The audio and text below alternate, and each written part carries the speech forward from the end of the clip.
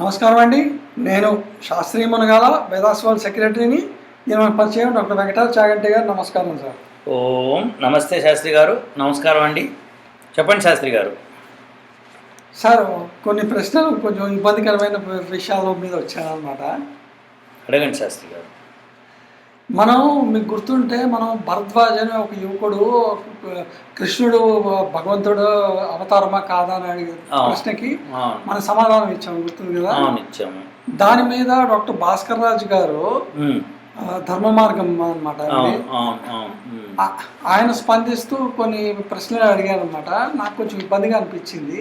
So ఆయన నేను video చూశాను.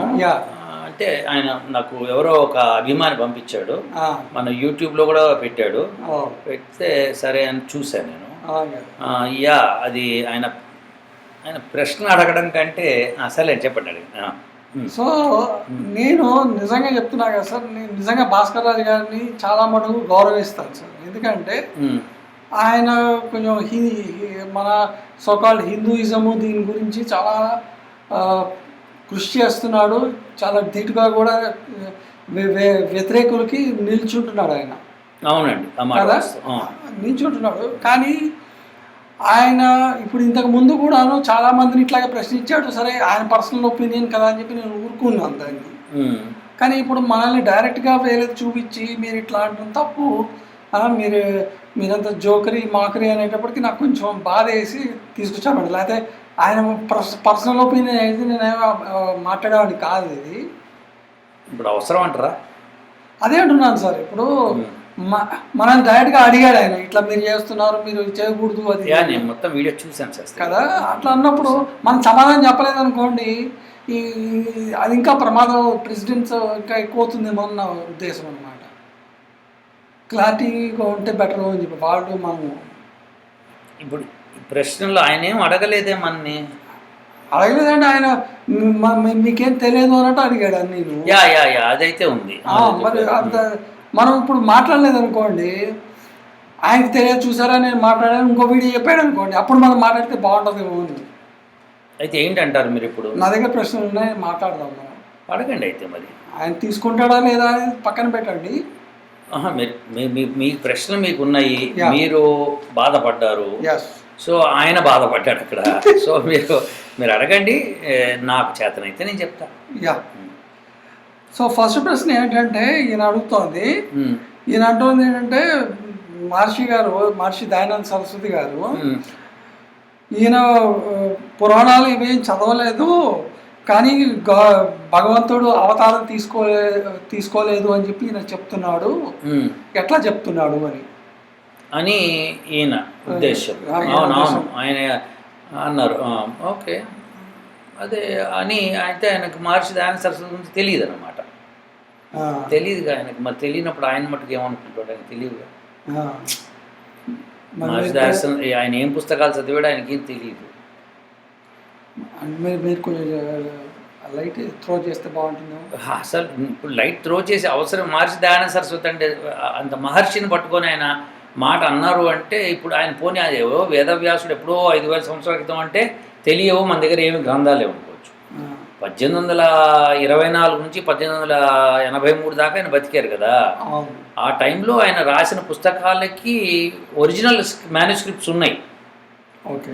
సో ఇప్పుడు ఆయన ఏం రాశాడో అన్నీ అందులో ఉన్నాయి. అది ప్రచురించారు కూడా, కాపీస్ చేశారు కదా.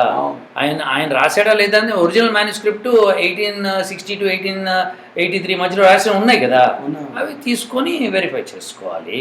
ఇది లెక్క అది. సో ఆయన చేశాడు. ఆయన అన్ని ఇండియాలో ఉన్న లిటరేచర్ అంతా చదివేశాడు ఆయన. అది కాకుండా ఖురాను, బైబిల్ ఇవి కూడా చదివేశాడు. చదివేసేసి ఏం చదివాడు, ఏ పుస్తకం చదివాడో వాటి యొక్క నేమ్స్ అవి కూడా ఇచ్చాడు ఆయన. కాబట్టి మనం సమస్య లేదు, ఆయన అన్ని పుస్తకాలు చదివారు. ఓకే. నెక్స్ట్ ఏంటంటే, ఈయన పెట్టిన వీడియోకి లింక్ పెడదాం మనం కింద, జనాలకి ఎవరికైనా రెఫరెన్స్ కావాలి అంటే. Okay okay. ఇదేమో ఇది 2 minutes 8 seconds నుంచి 2 minutes 42 seconds దాకా అడిగిన క్వశ్చన్ అనమాట ఇది. ఓకే. నెక్స్ట్ వచ్చి 2 minutes 42 seconds నుంచి 4 minutes 18 seconds దాకా. ఓకే. ఈ ఆర్య సమాజికులకు అందరికీ పైత్యం ఉంది. ఉమ్, సో అందుకనే ఉన్న మన పురాణాలన్నింటిలోనూ ప్రక్షిప్తాలు ఉన్నాయి అని చెప్తున్నారు. ఉమ్, ఉమ్. అది ప్రూఫ్ లేకుండా చెప్తున్నారు అని ఆయన అంటున్నాడు అనమాట. ఇప్పుడు ఆర్య సమాజం వాళ్ళందరికీ పైత్యం ఉందంటారు. పైత్యం ఉంది. మరి ఆయన అది అట్లా అట్లా అనడం అన్నది ఆయన సంస్కారానికి వదిలేయాలి మనం. అది ఆయన ఉద్దేశం అది. సో అలా అనడం తప్ప ఒప్ప అంటే మరి చూసే వీక్షకులకి తెలియాలి అది. ఎందుకంటే ఒక వ్యక్తిని ఒక సమాజాన్ని దూషించటము అంటే అది మరి యాక్సెప్టబులా కాదా మీరు చెప్పాలి శాస్త్రి గారు. నాకు తెలిసి అయితే యాక్సెప్టబుల్ కాదు అది. సరే ఇక అది ఆయనకు వదిలేద్దాం. ఆయన పర్సనాలిటీ అది. మారుతుంది. మీరు దానికి తలాతోక లేకుండా సమాధానాలు ఇస్తున్నారు. ఇట్లాంటి ఆర్య సమాజకులు హిందూ సమాజానికి డిసడ్వాంటేజెస్ అని అంటున్నారు. ఇప్పుడు నేను సమాధానం ఇవ్వడానికి ఆర్య సమాజానికి సంబంధం ఏంటి? వీళ్ళకి అర్థంగానే వీళ్ళు అనుకుంటున్నది ఏంటంటే మీరు కూడా ఆర్య సమాజకులు అని. ఇప్పుడు సరే నేను ఆర్య సమాజం అనుకుందాం కాసేపు. నేను చెప్పిన దానికి ఆర్య సమాజానికి సంబంధం ఏంటి? నేను అడిగేది అది. ఇప్పుడు భారతీయుడు ఒక మాట అన్నాడు అనుకోండి, భారతీయ దేశంలో అందరినీ కట్టకడతావా? తప్పు కదా. ఇప్పుడు నేను అనేది అది. ఇప్పుడు నేను నా ఒపీనియన్ చెప్పానండి. నా ఒపీనియన్ని నేను ఆర్య సమాజ్ ఒపీనియన్గా నేను చెప్పలేదుగా, నేను అనలేదుగా. అక్కడెక్కడ నేనైతే అన్నానా? అనలేదు. నేను ఎక్కడ ఏ దానిలోనూ ఇది ఆర్య సమాజ్ ఒపీనియన్ అనలేదు. భరద్వాజ్ ఏమన్నాడంటే ఇట్లా అడిగినప్పుడు క్వశ్చన్ దానికి సంబంధించి చెప్పాను. అక్కడ నేను ఎక్కడ మహర్షి దయానంద సరస్వతి అని కూడా చెప్పలేదు కదా. ప్రాబ్లం ఏంటంటే మీరు ఎప్పుడైతే దేవుడికి రూపం లేదని అన్నారు, మీ ఆర్గ్యుమెంట్ ఆర్య సమాజికులతో ఏకీభవిస్తుంది. కాబట్టి మీరు ఆర్య సమాజికులు ఒకటి. నేను చేసే పొరపాట్లని ఆర్య సమాజానికి ఎట్లా అంటగడతారు? నేను ఒకవేళ చేస్తే అవునా కదా? నేను ఇప్పుడు ఒక ఉద్దేశం నేను చెప్పానంటే ఇది వెంకటా చాగంటి ఉద్దేశం అవుతుంది, కానీ ఆర్య సమాజ ఉద్దేశం ఎందుకు అవుతుంది? అది ఎట్లా అవుతుంది? అది తప్పు కదా. సో అది I'm not happy with that. It's a wrong statement. అయిన తర్వాత 5 minutes 7 seconds నుంచి 6 minutes 42 seconds దాకా ఇక్కడ డాక్టర్ భాస్కర్ రాజు గారు కూడా యాక్సెప్ట్ చేస్తున్నారు. అదేంటి దేవుడికి స్వరూపం ఉండదు అని చెప్పి. అదే నేను యజుర్వేదము 40వ అధ్యాయంలో 8వ మంత్రం గురించి చెప్పాను. నేను 7వ మంత్రం అనుకుంటా, 7, 8 మంత్రం గురించి చెప్పినప్పుడు అందులో అకాయం అస్నావిరం అని చెప్పాను నేను. అకాయం అంటే శరీరం ఉండదు, అలానే నాడులతో బంధింపబడు అని చెప్పాను అనమాట. దానికి ఆయన రెండింటికి అగ్రి అయ్యాడు వీడియోలో. అగ్రి అయ్యాడు. కానీ ఏమంటున్నాడు అంటే దేవుడికి మానవ శరీరం ఉండదు కానీ స్పిరిచువల్ బాడీ ఉంటుంది అంటున్నాడు. అంటే నాకు తెలియదు స్పిరిచువల్ బాడీ ఆయన ఉద్దేశం. స్పిరిచువల్ బాడీ అంటే ఏంటి? కనిపిస్తుందా కనిపించదా? బాడీ కనిపిస్తుంది, కానీ కనిపిస్తుంది. ఏ శరీరం అయితే కనిపిస్తుందో దానికి గుణాలు ఏముంటాయంటే, కనిపించే గుణాలంటే అగ్ని, జలము, పృథివీ, ఈ 3 కనిపిస్తాయి ప్రపంచంలో. వాయువు కనిపించదు, ఆకాశం కనిపించదు, అలానే మీకు ప్రకృతి ఇలాంటివి కనిపించవు, మనస్సు కూడా కనిపించదు. సో ఇప్పుడు మనకేంటంటే మీరు ఏ స్వరూపం అంటున్నారు అన్నది నాకు తెలియదు మరి. ఇప్పుడు ఎందుకంటే శరీరము కనిపించదు, కనిపించేవన్నిటికీ అగ్ని, జలము, పృథివీ తత్వాలు రావాలి కదా. ఓకేనా? సో మీ శరీరం ఉంది, మీరు నాకు కనిపిస్తున్నారు కాబట్టి మీలో వాయువు, ఆకాశం ఉన్నాయో లేవో కానీ జలము, అగ్ని ఇట్లాంటివి ఉండాల్సిందే. అవునా? అయితే వాయువు, ఆకాశం కూడా ఉన్నాయి, మనకి పంచతత్వాలతో ఏర్పడింది కాబట్టి. సరే, దానికి ప్రూఫ్ అవన్నీ వైశేషిక దర్శనంలో బ్రహ్మాండంగా ఇచ్చారు. అట్లా న్యాయ దర్శనంలోనూ అనేక దర్శనాల్లో ఉంది అది. సో ఇప్పుడు ప్రస్తుతం ఏంటంటే పాపం ఆయన ఎందుకు అనుకున్నారు అట్లా నాకు తెలియదు మరి. అయితే ఆయన మటుకు ఒప్పుకున్నాడు. అదైతే ఆయనకు రూపం ఉండదు, ఆయనకి ఏదో అన్నాడు, ఏదో రూపం అన్నాడండి గంపత్ స్పిరిచువల్ రూపం అన్నాడు ఆయన. మరి ఆ స్పిరిచువల్ రూపం అంటే ఏంటనేది దాని డిస్క్రిప్షన్ కావాలి. ఎందుకంటే ఆయన మళ్ళీ ఒప్పుకుంటున్నాడు నర్వస్ సిస్టమ్ కూడా ఉండదు అని చెప్పి. నర్వస్ సిస్టమ్ ఉండదు, తర్వాత రూపము ఆయనకి రూపం ఉండదు అని ఒప్పుకుంటున్నప్పుడు మళ్ళీ స్పిరిచువల్ రూపం అంటే ఇప్పుడు చెప్తా చూడండి, మనం కళలోకి వెళ్తామండి. కళ్ళలో ఉన్నప్పుడు మనం కొన్ని రూపాలు చూస్తాం, అవునా కదా? అవన్నీ తైజస్వరూపాలు అంటారు. అలానే కృష్ణ పరమాత్ముడు కూడా తైజస్వరూపము అన్నారు అనుకుందాం కాసేపు, అయితే తైజస్వరూపం అన్నప్పుడు కళలో మనకి కనిపిస్తుంది, కానీ కళలో కనిపించింది ఇలలో కనిపించదు. ఇప్పుడు మీకు కళ్ళలో మీకు ఒక కళ వచ్చింది, నన్ను బయటకు వచ్చిన తర్వాత ఆ స్వరూపం బయట ఉండదు కదా, కళ్ళలోనే ఉంటుంది. పైగా మీరొక్కళ్ళే చూస్తారు, మేము అందరం చూడం. కాబట్టి కృష్ణ పరమాత్మ యొక్క రూపము అది తైజస్వరూపం అయితే కనుక ఆ తైజస్వరూపాన్ని సృష్టించేవాడు ఒకడు కావాలి. ఇప్పుడు మీ కళ్ళలో మీరు సృష్టించుకుంటున్నారు, సో ఇది నాట్ పాసిబుల్ అది. అయితే ఇప్పుడు ఇంకోటి ఏంటంటే, కళలో మీరు ఒకసారి ఒక మాట, కొంతమంది ఏడుస్తారు, బయటికి ఏడుపు వచ్చేస్తుంటుంది, అవునా కదా?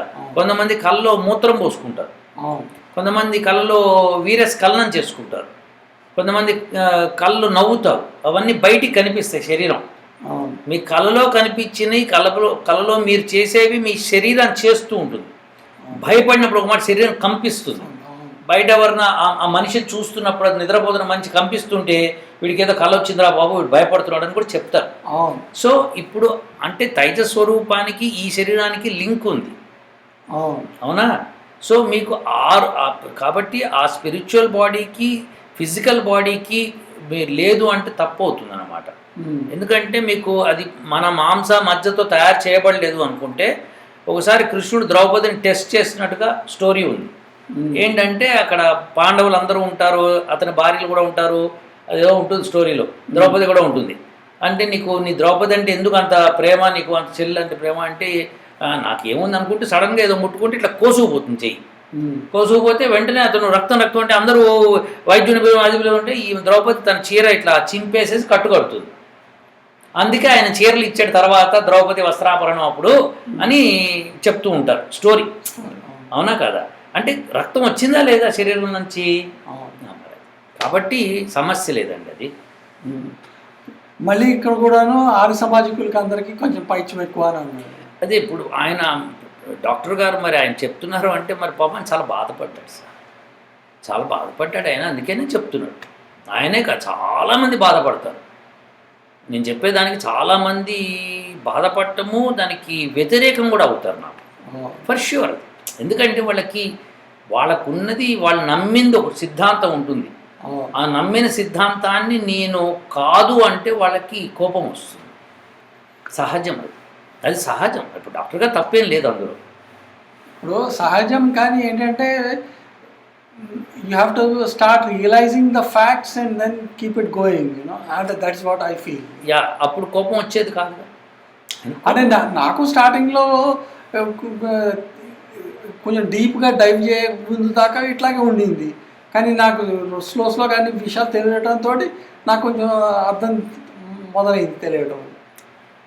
ఒకటి సార్, నన్ను ప్రశ్న అడగందే నేను జవాబు అయితే చెప్పాను కదా. అదే నా అంతా నేను బయటకు చెప్పలేదు, ఎవరో ప్రశ్న అడిగారు. ఎగ్జాక్ట్లీ. అందుకని ఇదివరకు మనం ప్రశ్నలు పంపిస్తుంటే ఇప్పుడు ప్రశ్నలు ఎవరో పంపించారు, పేరు చదువుతున్నాము, కానీ ఆ వ్యక్తి నిజంగా అడిగాడా లేదా ఎవరికి తెలియట్లేదు. అందుకే మనం వీడియోలో పెట్టండి, వీడియోలో ప్రశ్న అడిగితేనే మేము చెప్తున్నామని చెప్తాం. సరే, ఇంకేమైనా ఉందా? ఇంకా చాలా ఉన్నాయి. అబ్బో చెప్పండి. నెక్స్ట్ ఏమన్నా 8 minutes 24 seconds నుంచి 8 minutes 46 seconds దాకా ఇక్కడ ఏమంటున్నా అంటే భీష్మ, ద్రోణ, కృష్ణుడు అటువైపు ఉన్నాడు కాబట్టి మనం వినే ఛాన్స్ లేదు. ఓకే, అంటే ఆయన కృష్ణుడిని దేవుడుగా వాళ్ళు భావిస్తున్నారు అని నేను అన్నా అన్నమాట. భీష్మ ద్రోణాదులు అనలేదు కదా, వాళ్ళకి తెలిస్తే వాళ్ళు యుద్ధం ఎందుకు చేస్తారో అన్నాను కదా. ఆ మాట భీష్మ ద్రోణాదులు అన్నారు, భారతంలో ఉందని ఆయన అంటాడు అని, పైగా నాకు భారతం చదవలేదు అన్నాడు ఆయన అని కూడా అన్నాడు. మరి మీకు తెలుసో లేదు ఆ విషయాన్ని. అయితే ఇప్పుడు విశేషం ఏంటంటే, సరే దీనికి ఇప్పుడు భీష్మ ద్రోణాదులు మళ్ళీ నేను అదే మాట చెప్తాను, ఇవి కల్పితాలు, అసలు భారతంలో లేదు, మూల భారతంలో లేదు అని నేను చెప్తున్నాను. నేను ఒక పేజ్ మిస్ అయ్యాను. ఓకే, 6 minutes 42 seconds నుంచి 6 minutes 53 seconds దాకా ఈయన ఏమంటున్నాడంటే, మీరు యజ్ఞాలు చేసుకోండి, జనాల చేత యజ్ఞాలు చేయించండి, ఆ, కానీ ఆ, జనాలకి మీకు తెలియంది జనాలకి చెప్పొద్దు అండ్ వాళ్ళని మభ్యపెట్టద్దు అని. సరే, అది ఆయన భావం. అది అది నాకు తెలియంది చెప్పొద్దు అని అంటే నాకు తెలియదు అని చెప్పడం ఆయన ఉద్దేశం అనమాట అక్కడ. అవును. ఆయన అనుకోవచ్చు, ఆయన ఇష్టం. అది ఆయన ఇష్టం సార్, హీఈస్ ఫ్రీ. మీరు దాని గురించి బాధపడకండి సార్. వాళ్ళ సఫర్ సో మచ్ సఫరింగ్, లేకపోతే ఆయన అంత పెద్ద వీడియో ఎందుకు చేస్తారు చెప్పండి? చాలా సఫర్ అయ్యాడు మనిషి సార్. అది చూసి మరి మేము సఫర్ అయ్యాం సార్. ఆయన చేసింది ఆయన హ్యాపీ సఫర్ అవ్వకూడదు సార్. నిజం తెలిసిన వాళ్ళు సఫర్ అవ్వరు సార్. ఆయన సఫర్ అయ్యాడు అంటే ఆయన ఉద్దేశం అది. ఆయన మనసుకు దెబ్బ తగిలింది. ఆయన కృష్ణుడిని దేవుడు అని కొలుస్తున్నాడు కాబట్టి. నేను ఇదివరకు కూడా వీడియోలు చేశానే, దానిలో కూడా కృష్ణుడు కాదని చెప్పాను. మీరు అడిగితే, మీరు ప్రశ్న మీరే అడిగారు, అది అడిగితే కాదని చెప్పాను నేను. ఇప్పుడు ఆయన నమ్మాడు సార్, హిందువులు అందరూ నమ్ముతున్నారు అని ఇంకో స్టేట్మెంటు, అవునా కదా? సరే, మీరు అడగండి, ప్రశ్న అడగండి. 6 minutes 54 seconds నుంచి 7 minutes 28 seconds దాకా మీరు కృష్ణుడి జన్మ గురించి చాలా కామెడీ చేశారు. ఆయన ఒక మనిషిగా పోలుస్తూ. సో దాన్ని బట్టి అర్థమవుతుంది ఏంటంటే మీరు భాగవతం చదవలేదు అని చెప్పి. ఈయన ఏమంటున్నాడంటే కృష్ణుడి జననం ఒక మానవ శరీరంలాగా అనిపించినా కూడాను ఆయన రూపం మటుకు మానవుడిది కాదు, ఆయన బిహేవియర్ మానవుడిలాగా ఉండొచ్చు అని ఉద్దేశం. అని భాగవతం అట్లని రాశారు కదా. భాగవతంలో ఆయన తేజస్వరూపం అని చెప్పి రాశారు, ఆయన మానవుడు కాదని చెప్పి రాశారు, దేవుడనే విష్ణు అవతారం అనే రాశారు కదా భాగవతంలో. ఇప్పుడు దానికి సంబంధం ఏంటి? మీరు చదవలేదు, అందుకని మీకు మీరు దేవుడిగా తీసుకోవట్లేదు ఆయన. ఇప్పుడు అది భాగవతం చదివితే దేవుడిగా వేదం ఏం చెప్తుందో చెప్తున్నా బాబు. ఆయన వేదము ఇప్పుడు ఒకటి సార్, నేను ఏ ఆన్సర్ ఇచ్చినా వేద పరంగా చెప్తాను సార్. వేదంలో ఉంటే, వేదంలో అది ఆ విధమైన విషయం సత్యమైతేనే దీన్ని ఒప్పుకుంటా, లేదా నేను ఒప్పుకోను అని చెప్తున్నా. ఇప్పుడు భాగవతంలో ఉంది సార్, భాగవతాన్ని నేను ఒప్పుకునేది ఎప్పుడు? వేదానికి అది అనుకూలంగా ఉన్నప్పుడే. వేదానికి ప్రతికూలంగా ఉంటే ఒప్పుకో. ఆయన ఉద్దేశం ఏంటంటే మీరు వేదంతో ఆపేశారు, వేదంలో ఉన్నదే పట్టుకుంటున్నారు, మీరు పురాణాలకు వచ్చి చదివితే కదా మీకు అసలు విషయాలన్నీ తెలిసేది. కరెక్ట్ సార్, పురాణాల్లో చాలా మంచి విషయాలు ఉన్నాయి సార్. ఇలాంటి కథలు కూడా ఉన్నాయి సార్. ఇప్పుడు ఈ రెండిట్లో ఎట్లా అంటారు? ఎందుకంటే అది ఇప్పుడు గొడ్రాలి పుత్రుడికి పెళ్ళయి కొడుకు పుట్టాడు, పేరేమిటి అని అడిగితే ఏం సమాధానం చెప్తా? గొడ్రాలికి పుత్రుడేంటి, గొడ్రాలు ఏమిటి? గొడ్రాలు అన్నప్పుడు అసలు ఇక పుత్రుడు కలగడని అర్థం. లేదు దత్తత తెచ్చుకున్నారు అని అంటే అది ఇప్పుడు అప్పుడు గొడ్రాలు దత్తత తెచ్చుకున్న పుత్రుడికి దత్తపుత్రుడికి అని చెప్పాలి. మీకు ఎప్పుడూ కూడా స్టేట్మెంట్ ఎప్పుడు గొడ్రాలికి పుత్రుడు కలిగాడు అంటే తప్పు అవుతుందా, కరెక్ట్ అవుతుందా? అది మన అన్నప్పుడు నేను అదే అంటున్నా. నేను వేదము ఏది చెప్తుందో దాని ప్రకారం ఎవరన్నా చెప్తే రైట్ టిక్కు కొడతాం, దానికి అగెయిన్స్ట్గా ఉంటే కనుక తప్పని చెప్తాను నేను. అంతవరకే నా పని. ఇప్పుడు అది మీరు భాగవతం చదవలేదా అంటే ఏమున్నా కానీ వేదానికి అనుకూలంగా ఉండాలి తప్పితే వ్యతిరేకంగా ఉందంటే తప్పని కదా అర్థము. ఇప్పుడు సృష్టి క్రమాన్ని అనుసరించి నేను ఫాలో అవుతానండి, సృష్టి క్రమానికి విరుద్ధంగా మాట్లాడితే తప్పు అని చెప్తాను. ఇప్పుడు వేదం ప్రకారమే మీరు అన్నీ చెప్తున్నారు, కానీ వేదం నిజమని చెప్పి ప్రూఫ్ ఏంటి? అదే ఇప్పుడు నేను ప్రూవ్ చేయగలుగుతాను సార్, అందులో అన్డౌటెడ్లీ ప్రూవ్ చేయగలుగుతాను. నేను ఆల్రెడీ వీడియోస్ పెట్టాను. నేనేమంటున్నా అంటే మీరు నమ్మిన దానికి మీ మనోభావాలు దెబ్బతినడానికి వీల్లేదు. ఎందుకంటే ఇది వేదం ప్రకారం సెట్ కాదని చెప్తున్నాను. మీరు వేదాన్ని నమ్మన్నారు అనుకోండి, that's good, it's up to you. ఇప్పుడు నేను కృష్ణుడు దేవుడు అని చెప్పి ప్రూవ్ చేస్తాను, మరి మీరు నమ్ముతారా? ప్రూవ్ చేయండి, వద్దన్నది ఎవరు? ఇప్పుడు మీరు ప్రూవ్ చేస్తే అంటే నేను భాగవతం ప్రకారం ప్రూవ్ చేస్తాను. అదే అంటున్నా, భాగవతం వేదం ప్రకారం లేదు కాబట్టి మేము ఒప్పుకోమంటున్నాం. దీనిలో ఆర్గ్యుమెంట్ లేదు సార్, వాళ్ళ ఇష్టం. అది వేదం ప్రకారమే ఎందుకు ఉండాలి? వేదమే సర్వమానవాళికి పరమ ప్రమాణము అని ఋషులు మునులు అందరూ కరాఖండిగా తేల్చి చెప్పేశారు. నేను మొన్ననే ఒక వీడియో చేశాను, మన శృంగేరి పీఠాధిపతి కూడా అదే అన్నాడు, ఏదన్నా పురాణం కానీ శాస్త్రం కానీ వేదానికి వ్యతిరేకంగా ఉంటే తీసేయి. అది కూడా ఎవరు చెప్పారు? జైమిని మహర్షి. మరి ఇక ఇవన్నీ వ్యర్థం సార్. వేదానికి అనుకూలంగా ఉంటే నేను ఇది సరి కరెక్టు అని చెప్తాను, వేదానికి వ్యతిరేకంగా ఉంటే కాదండి పాసిబుల్ లేదండి అని చెప్తాను నేను. ఇది నా పని. ఇప్పుడు నేను వేదం ఉందా లేదా, వేదాన్ని మేము నమ్మము అంటే అది మీ ఇష్టం, అది నేను ఎందుకంటాను, అది వాళ్ళ ఇష్టం సార్. అయిపోయినాయి సార్, ఇంక అంతకంటే వద్దు. పాపం ఆయన ఏదో ఆయన బాధపడ్డాడు, విపరీతంగా బాధపడిపోయారు. నువ్వు ఉంటే ఉండేనే కానీ ఆయన చాలా బాధపడ్డాడు. నాకు లాస్ట్కి మటుకు ఆయన ఒకటి అన్నాడు, ఏమనంటే 100 కోట్ల హిందువుల్ని మనోభావాలు మీరు దెబ్బతీశారని. నాకు మటుకు దానికి సమాధానం చెప్తాను నేను. ఓకే మరి సార్, నేను వేస్ట్ సార్. ఇప్పుడు ఆయన బాధపడ్డాడు, ఒక పక్కన ఆయన బాధపడితే ఇంకా మీరు ఆయన్ని గెలుపుతా అంటారు ఏంటి? సరే, ఆయన చాలా సేవ చేస్తున్నాడు హిందువులు, అదైతే ఆయన చాలా సేవ చేస్తున్నాడు, ఆయన మంచి వ్యక్తి డాక్టర్ గారు. సో బట్ ఆయన నా తప్పన్నాడు, ఆయన పర్సనల్ విషయం అది. నేను ఆయన అసలు ఏమాత్రం నేను ఏమన్ను. I don't have anything against him, I support him. Okay, first thing నన్ను చెప్పనివ్వండి, నన్ను అడిగారు కదా, నేను చెప్పనివ్వండి. 100 కోట్ల హిందువుల మనోభావాలు దెబ్బతీశారు అన్నారు కదా. కానీ డాక్టర్ గారు మీకు ఒకటి నేను ప్రత్యేకంగా విన్నవించుకునేది ఏంటంటే, హిందువులు అంటే ఎవరని మనం ఫస్ట్ డిఫైన్ చేయాలి శాస్త్రి గారు. అదేంటి సార్? హిందువులు అనేది ఎవరని డిఫైన్ చేస్తేనే కదా మరి 100 కోట్ల మంది హిందువులు నేను బాధ పెట్టానని అర్థం వచ్చేది. 100 కోట్ల మంది హిందువులు అన్నప్పుడు హిందువులు డెఫినేషన్ కావాలి నాకు. ఆ డెఫినేషన్ ప్రాపర్గా పెట్టుకొని ఆ డెఫినేషన్లోనే అందరూ ఉంటే కనుక 100 కోట్ల మంది ఉంటే నేను అప్పుడు మాట్లాడతాను. 100 కోట్లు కాదు, 90 కోట్లు. 90 కోట్లు కాదు. అసలు హిందువులు అంటే ఎవరో డిఫైన్ అయిన ఇవ్వాలి. హిందూ అంటే డెఫినేషన్ అయిన ఇవ్వాలి. ఎందుకంటే ఇప్పుడు శ్రీ వైష్ణవులు ఉన్నారు, వాళ్ళు శివాలయాలకు వెళ్ళరు. మరి వాళ్ళు హిందువులా, లేకపోతే శైవులు వైష్ణవాలయాలకు వెళ్ళరు, వీరశైవులను ఉన్నారు మీకు, వాళ్ళు అసలు ససేమిరా వెళ్ళరు. మీకు యజ్ఞోపవీతానికి లింగధారణ చేసుకో, లింగం కట్టుకోవాలి, లేకపోతే ఒప్పుకోరు వాళ్ళు. అవునా కదా? లింగాయతులు అంటారు కదా వాళ్ళని. ఇప్పుడు వాళ్ళు వైష్ణవాలయానికి వెళ్ళరు. మరి వాళ్ళు హిందువులా వీళ్ళు హిందువులా? Question mark. లేదండి వీళ్ళు ఇద్దరు హిందువులే అంటే వీళ్ళు వీళ్ళని వ్యతిరేకిస్తారు, వీళ్ళు వీళ్ళని వ్యతిరేకిస్తారు. మీరు శివపురాణంలో శివుడు గురించి ఎక్కువగా ఉంటుంది, విష్ణు పురాణంలో విష్ణువు గొప్ప అని ఉంటుంది. ఇంకొక చోట ఏమవుతుందంటే పార్వతీదేవికి శివుడు గురించి విష్ణువు చెప్తాడు.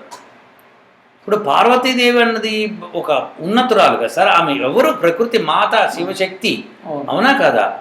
అటువంటి ఆవిడికి విష్ణు చెప్పాల్సిన అవసరం ఏంటి? ఏదైనా విషయము ఆవిడికి తెలియకపోవడం అంటే అజ్ఞానంలో ఉందా? ఇప్పుడు మనం ప్రశ్నించుకోవాలి. మనం ఇది పార్వతీదేవికి విష్ణువు చెప్పాడు ఏంటి? శివనామాలు. ఏది? 108 నామాలు. అది చాగంటి కోటేశ్వరరావు గారు వీడియో పెట్టారు. 108 నామాలు ఆయన చాగంటి కోటేశ్వరరావు గురువు గారు చెప్తుంటే వాళ్ళు మళ్ళీ తిరిగి ఆ నామాలు పఠిస్తారు. ఇప్పుడు చెప్తూ విష్ణువు పార్వతీదేవికి చెప్పాడు ఈ స్టోరీ అంతా.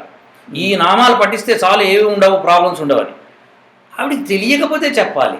లేదండి మీ అందరికి తెలవడం కోసం ఆయన మాట్లాడాడంటే భక్తుడిని తీసుకొని చెప్తే సరిపోతుంది కదా, పార్వతీదేవిని ఎందుకు తీసుకొని చెప్పాలి? Something which is deliberately something. శివాష్టోత్తర శతనామ స్తోత్రం చాలా విశేషమైనటువంటి అష్టోత్తరం. దాన్ని స్కాంద పురాణంలో చెప్పారు.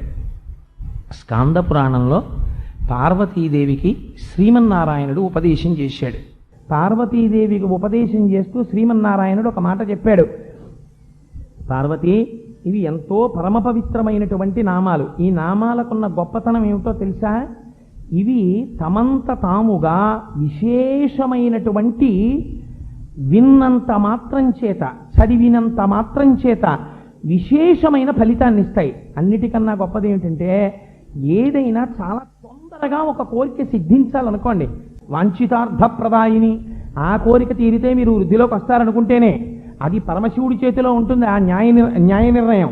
ఏమంటున్నానంటే ఇలా ఒకదానికి ఒకటి బాగా విరుద్ధంగా ఉన్నాయి కాబట్టి అలాంటి విరుద్ధమైన కథనాలు తీసేయండి, మిగతా బాగుంటాయి అని అంటున్నాను. సరే, ఇప్పుడు దానికి కూడా ఇంకో కథ చెప్పచ్చు. మీరు వేదానికి అనుకూలంగా అయితేనే మీరు స్ట్రాంగ్గా ఉంటారు. ఇప్పుడు శ్రీ వైష్ణవులు శైవులు ఇద్దరూ 11వ శతాబ్దంలో కొట్టుకు చచ్చారు. ఒకరినొకరు చంపేసుకున్నారు, నరుక్కున్నారు. అవును. మరి వీళ్ళలో హిందూ ఎవరు?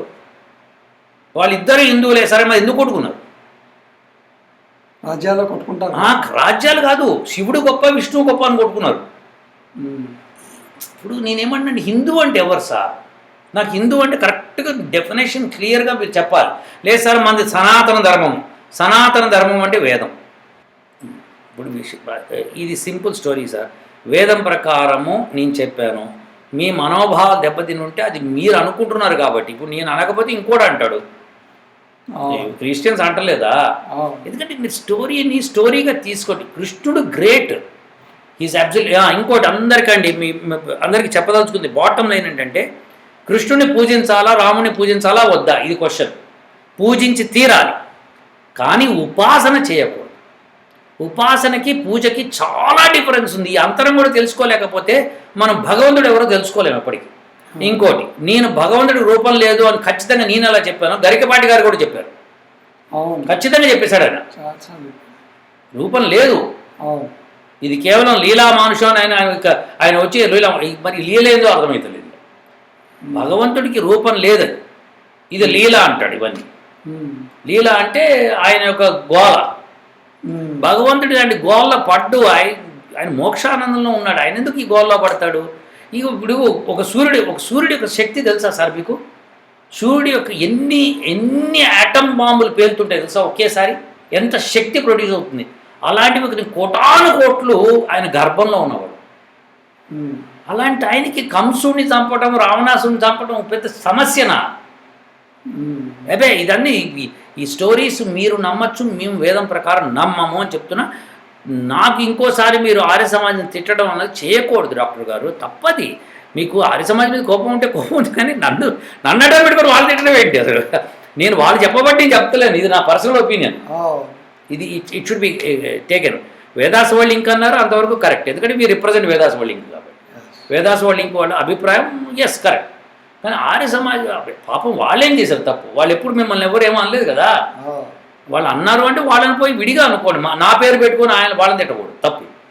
సో కానీ డాక్టర్ భాస్కర్ రాజు గారు మీరు ఇంత బాధపడ్డారండి, మాకు అది కూడా చాలా బాధ అయింది. చాలామంది హిందువులు కూడా బాధపడకండి. ఆయన వేదం తెలుసుకునే ప్రయత్నం చేయండి, అదే కరెక్టు. కాదు అనుకుంటే అది మీ ఇష్టం. అది నేను చెప్పినంత మాత్రాన వరల్డ్ మారదు, సమస్య లేదు శాస్త్రి గారు. నేను చెప్తే మారటం ఏంటి? నేనైనా సాక్షాత్ శ్రీకృష్ణుడు అప్పుడు చెప్పడానికి కాదు కదా. లేదు అలా కాదు, నేను ఏదో వేదం ప్రకారం ఇది కరెక్టా కాదని అబ్బాయి అడిగా నేను చెప్పాను. ఎవరన్నా ఇంకా ఫ్యూచర్ అడిగినా నేను అదే చెప్తాను శాస్త్రి గారు, ఓకేనా? వీళ్ళకి ఏంటంటే జనాలు అడిగితే మనం సమాధానాలు చెప్పాలి, కానీ వాళ్ళు దెబ్బతీయకూడదు. అలా చెప్పలేనండి, అది నీకు అనుకూలంగా నీకు ఇష్టమైంది నేను చెప్పలేను. అది గరికపాటి గారి యొక్క ఒక చిన్న బిట్ లాస్ట్కి మీకు పంపిస్తాను, అది దీనిలో ఇంక్లూడ్ చేయండి సార్, సరేనా? ఎవరి మనస్తత్వాన్ని ఎవరూ మార్చలేరు, కానీ మారక తప్పదు. ఎంత చెప్పినా మారరు. ఎవడైనా నిజం చెబితే నిష్ఠూరం మాట్లాడతారు, అదిగో నాకు వ్యతిరేకంగా మాట్లాడామంటారు. నీకు వ్యతిరేకం నీకు అనుకూలం ముఖ్యమా, ధర్మానికి వ్యతిరేకం ధర్మానికి అనుకూలం ముఖ్యమా? ఇలా ఆలోచించగలిగే వాళ్ళు ఎంతమంది? యథార్థవాది లోక విరోధి.